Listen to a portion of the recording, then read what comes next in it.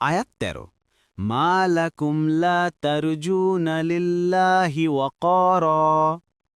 অনুবাদ তোমাদের কি হলো যে তোমরা আল্লাহর শ্রেষ্ঠত্বের পরোয়া করছো না? ১ তাফসির ১ নম্বর ফুটনোটের বিবরণ অর্থাৎ তোমরা আল্লাহর মর্যাদা ও সম্মানের পরোয়া করছো না, তবুও তাকে তোমরা এতটুকু ভয় করো না যে এজন্য তিনি তোমাদের শাস্তি দিবেন।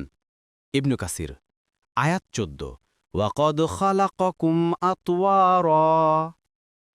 অথচ তিনি তোমাদেরকে সৃষ্টি করেছেন পর্যায়ক্রমে। ১ তাফসির ১ নম্বর ফুটনোটের বিবরণ অর্থাৎ সৃষ্টিকর্মের বিভিন্ন পর্যায়ে ও স্তর অতিক্রম করে তোমাদের বর্তমান অবস্থায় পৌঁছানো হয়েছে। প্রথমে বীর্য আকারে, মাতৃগর্ভে, দুগ্ধপানরত অবস্থায়, অবশেষে তোমরা যৌবন ও প্রৌঢ়ত্বে উপনীত হয়েছ। এ সকল পর্যায়েই প্রতিটি মহান আল্লাহর সৃষ্টি। যিনি এগুলো সৃষ্টি করেন তিনি একমাত্র ইবাদতের যোগ্য, আর তিনি মৃত্যুর পর তাদেরকে পুনরুত্থিত করতে সক্ষম।